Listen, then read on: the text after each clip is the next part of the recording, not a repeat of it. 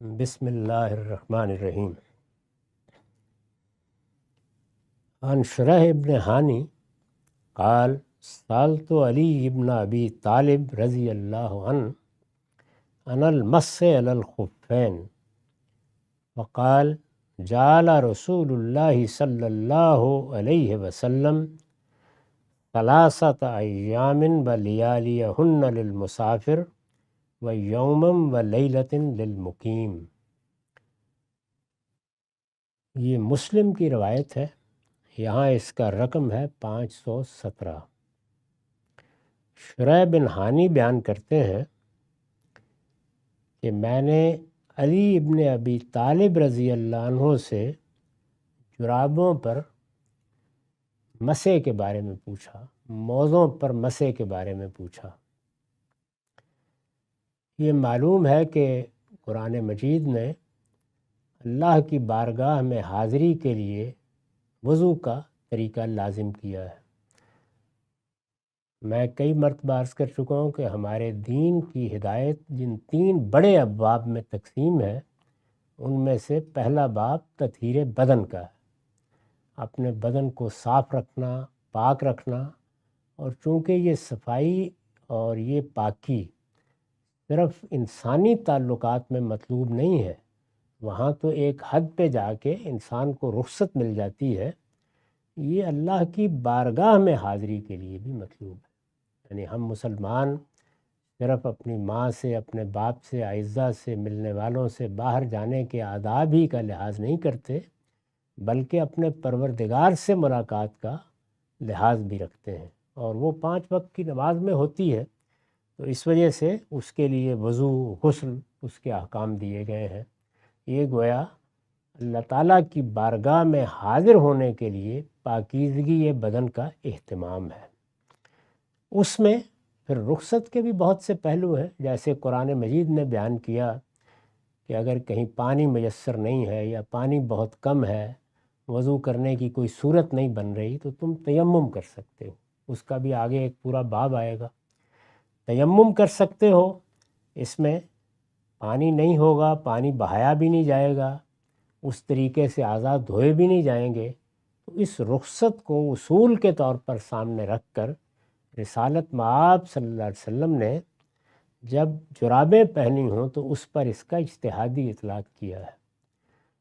یعنی کس اصول پر کیا ہے کہ جب اللہ تعالیٰ نے لوگوں کی رعایت ملحوظ رکھ کے قصر کی اجازت دے دی، اسی طرح وضو میں تیمم کی اجازت دے دی، رجالن اور رکبانہ نماز پڑھنے کی اجازت دے دی کہ چلتے ہوئے پڑھ سکتے ہو، سواری پر بیٹھے ہوئے پڑھ سکتے ہو، تو اگر کسی شخص نے اپنے پاؤں دھوئے ہیں، وضو کیا ہے اور اس کے بعد موزے پہن لیے ہیں، تو پھر وہ موزے اتارنا ضروری نہیں ہے۔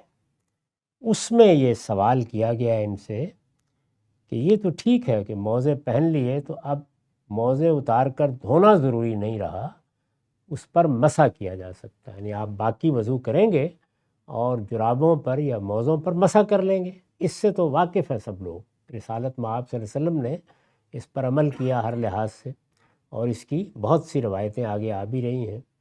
انہوں نے پوچھا یہ ہے کہ اس کی کیا کوئی مدت مقرر ہے؟ یہ سوال ہے۔ عربی زبان کا ایک عام اسلوب ہے، اس کی مثالیں قرآن میں بھی ہیں کہ اس میں سوال بعض اوقات بڑے اجمال سے نقل ہوتا ہے، جواب سے سمجھا جاتا ہے کہ سوال کیا تھا۔ تو یہاں سوال اگرچہ لفظوں میں تو اس طرح بیان ہوا ہے کہ ان المسح علی الخفین، لیکن یہ مسح کے بارے میں نہیں ہے، اس کی مدت کے بارے میں سوال ہے۔ یہ سوال انہوں نے کیا کہ میں نے ایک مرتبہ وضو کیا، وضو کر کے میں نے جرابیں پہن لی، موزے پہن لیے، اب میں مسح کیا کرتے ہی چلا جاؤں؟ تو سیدنا علی نے اس کا جواب دیا ہے، فقال، انہوں نے کہا کہ نہیں، اللہ کے رسول نے جب یہ رخصت دی تھی تو اس کے ساتھ یہ بتایا تھا، جعل رسول اللہ صلی اللہ علیہ وسلم ثلاثۃ ایام ولیالیہن للمسافر، یعنی اگر کوئی آدمی سفر میں ہے تو آپ نے یہ کہا تھا کہ 3 دن اور 3 راتیں وہ موزے اتارے بغیر مسح کر سکتا ہے، 3 دن اور 3 راتیں، و یومن و لیلتن للمقیم، اور اگر وہ سفر میں نہیں ہے تو پھر 1 دن اور 1 رات، یعنی 24 گھنٹے تک وہ اس پہ مسح کر سکتا ہے۔ جب بھی کبھی کوئی رخصت دی جاتی ہے تو رسالت میں آپ صلی اللہ علیہ وسلم نے یہ بتایا کہ اس کی تحدید ضروری ہوتی ہے، یہ بتا دینا چاہیے کہ اس کی مدت کیا ہے، ورنہ تو لوگ جرابیں اتاریں گے ہی نہیں۔ تو یہ بات واضح کر دیا آپ نے، یعنی ایک یہ کہ مسح اسی صورت میں ہوگا جب کہ پہلے وضو کر کے جرابیں پہنی ہیں، اور دوسرے یہ کہ اس کی یہ مدت مقرر ہے، 3 دن آپ سفر میں، 3 دن 3 راتیں سفر میں موزوں پر مسح کر سکتے ہیں اتارے بغیر، اور 24 گھنٹے یا 1 دن اور رات وہ جب آپ مقیم ہوں تو اس وقت مسح کر سکتے ہیں۔ یہ انہوں نے بتا دیا کہ اس کی مدت یہ ہے۔ وعن المغیرۃ بن شعبہ انہ غزا رسول اللہ صلی اللہ علیہ وسلم غزوۃ تبوک انہ غزا رسول اللہ صلی اللہ علیہ وسلم غزوۃ تبوک قال المغیرہ فتبرز رسول اللہ صلی اللہ علیہ وسلم قبل الغائط فحملت معه اداوۃ قبل الفجر۔ یہ مغیرہ بن شعبہ کی روایت ہے اور اسے مسلم نے بیان کیا ہے، یہاں اس کا رقم ہے 518۔ یہ ایک طویل روایت ہے۔ اس میں یہ بتایا انہوں نے کہ رسول اللہ صلی اللہ علیہ وسلم جب تبوک کے غزوے کے لیے نکلے، تبوک کا سفر ایک لمبا سفر بھی ہے اور آخری سفر بھی ہے جو بڑا سفر حضور نے کیا ہے، اس سفر کے لیے نکلے تو مغیرہ بیان کرتے ہیں، یہ رسالت باب صلی اللہ علیہ وسلم کے بزرگ صحابہ میں سے ہیں، کہ فتبرز رسول اللہ صلی اللہ علیہ وسلم قبل الغائط، تو جیسے انسان کو ضرورت پیش آتی ہے، نماز کا وقت قریب تھا تو فجر سے پہلے، جیسے کہ آگے بیان ہو جائے گا، رسول اللہ صلی اللہ علیہ وسلم رفع حاجت کے لیے خیمے لگے ہوئے تھے، سفر میں تو ایسے ہی ہوتا ہے، پڑاؤ ڈالا ہوا ہے، تو ذرا دور گئے اور ان کو ساتھ لے کر گئے۔ فتبرز رسول اللہ صلی اللہ علیہ وسلم قبل الغائط، یہ کہتے ہیں کہ حملت معه اداوۃ قبل الفجر، اور میں نے پانی کا ایک برتن ساتھ لیا ہوا تھا اور میں خدمت کے لیے موجود تھا کہ جب آپ کو پانی کی ضرورت ہو تو پیش کر دوں۔ فلما رجا، کہتے ہیں کہ پھر آپ جو ایک نشیبی زمین میں گئے تھے رفع حاجت کے لیے، وہاں سے لوٹے تو اخذت حریق علی یدہ من الاداوہ، تو میں نے اس برتن سے، جس طرح ہمارے ہاں لوٹا استعمال کیا جاتا ہے، آپ کے ہاتھ دھلوانا شروع کیے۔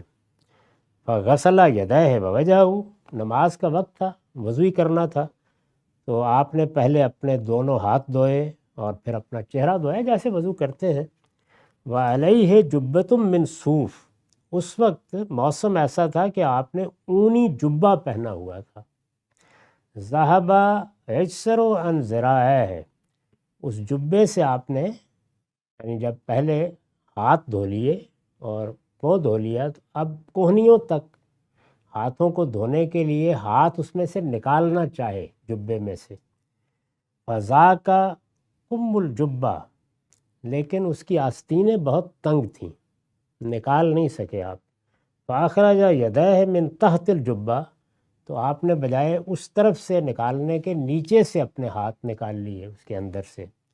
وَأَلْقَى الْجُبَّةَ عَلَى مَنْكِبَيْهِ، تو اس کے نتیجے میں ظاہر آستینیں ڈھیلی ہو گئیں، تو آپ نے وہ حصہ اپنے کندھوں پر ڈال لیا تاکہ زمین پر نہ گرے۔ وَغَسَلَ ذِرَاعَیْهِ، اور پھر یہ دونوں ہاتھ دھوئے یعنی کوہنیوں تک دھوئے۔ ثُمَّ مَسَحَ بِنَاصِیَتِهِ وَعَلَى الْأَمَامَةِ، پھر آپ نے اپنی پیشانی پر مسح کیا، سر پر مسح کیا، امامے پر بھی مسح کیا، یعنی پیشانی سے ہاتھ اٹھائے اور امامہ اتارا نہیں، اس کے اوپر ہی مسح کر لیا۔